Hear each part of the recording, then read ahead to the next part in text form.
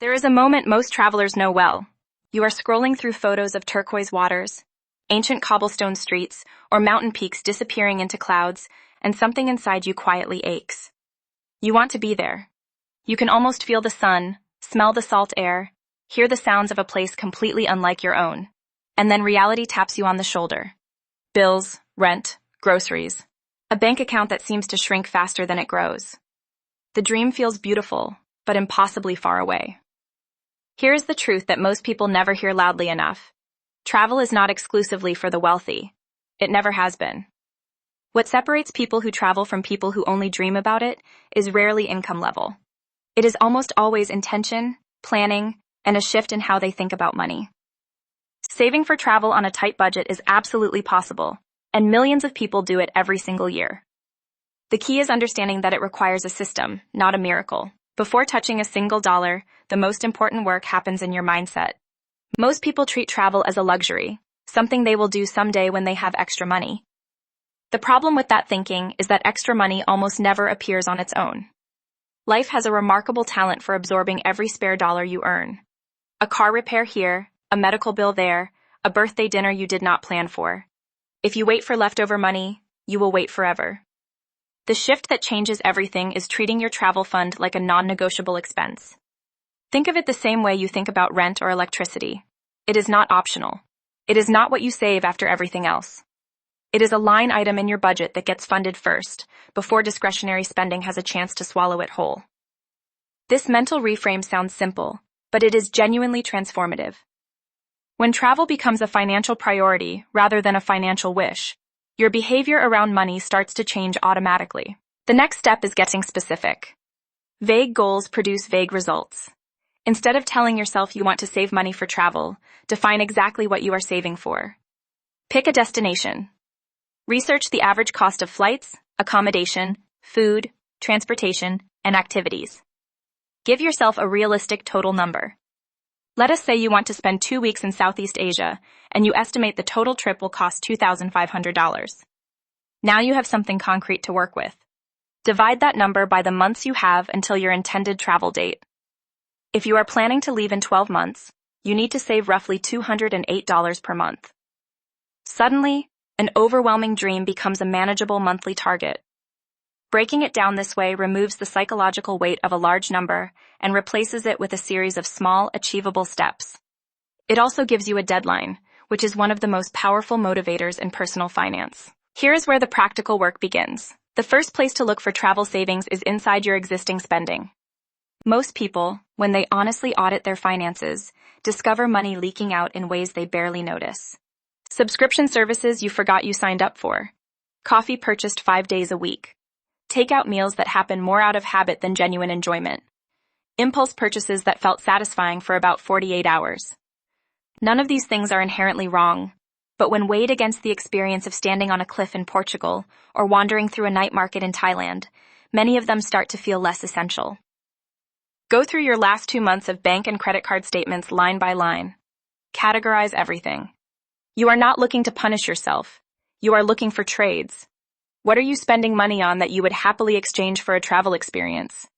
Even redirecting $50 a week from low-value spending adds up to $2,600 over a full year. Willpower is a limited resource.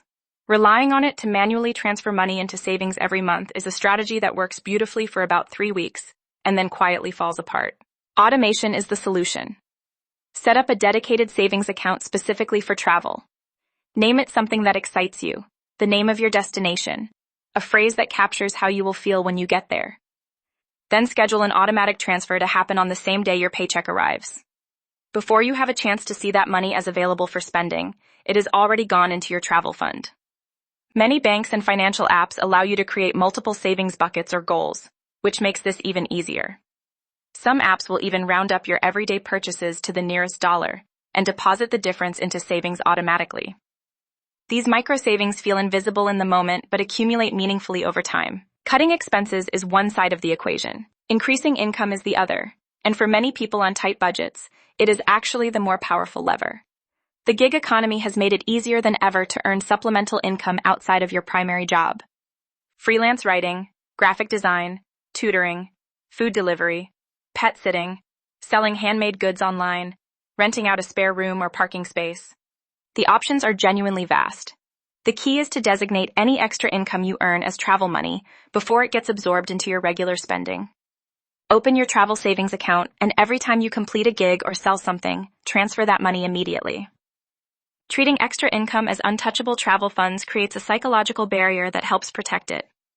Even earning an additional $100 a month through side work adds $1,200 to your travel fund over the course of a year, which is a meaningful contribution to almost any trip. Saving money for travel and saving money while traveling are two sides of the same coin. The further your dollars stretch at the destination, the less you need to save in the first place. Flexibility is your greatest asset when it comes to affordable travel. Flying on Tuesdays or Wednesdays is consistently cheaper than flying on Fridays or Sundays. Traveling during shoulder season, the weeks just before or after peak tourist periods, can cut accommodation costs dramatically while still offering excellent weather and fewer crowds. Booking accommodation in locally owned guest houses or using platforms that connect travelers with home hosts often costs a fraction of what standard hotels charge. Eating where locals eat rather than in tourist-facing restaurants saves money and almost always produces a more authentic and memorable experience. Learning a few phrases in the local language, using public transportation, and walking whenever possible are all habits that cost nothing but save significantly. If you are not already using a travel rewards credit card responsibly, you are leaving real value on the table. Many travel credit cards offer substantial sign-up bonuses that, when redeemed strategically, can cover a significant portion of a flight or hotel stay.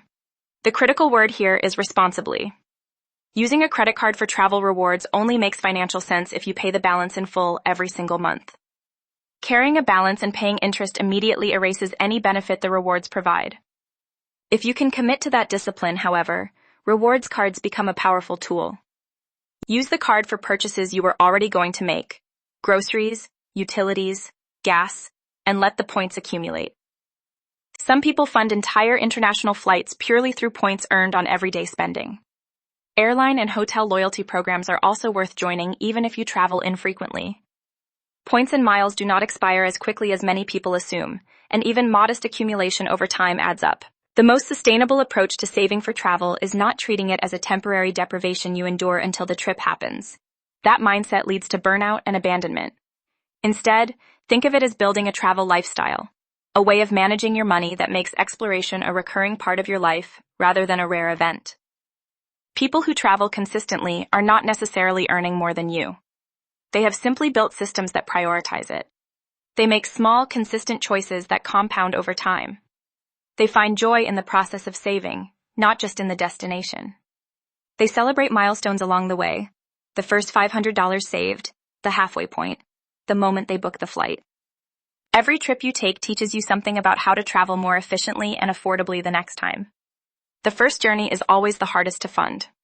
After that, the skills, habits, and confidence you build make every subsequent adventure more attainable. The world is genuinely more accessible than it appears from the outside. You just need a plan, a little patience, and the willingness to start. At the end of the day, traveling more isn't always about making more money. It's about using your money differently. Small changes today can turn into plane tickets, new experiences, and memories you'll never forget. So if you had an extra travel fund right now, where would you go first? Let me know in the comments. And if you want more travel hacks, budget tips, and ways to explore the world for less, make sure to subscribe, because there's a lot more coming.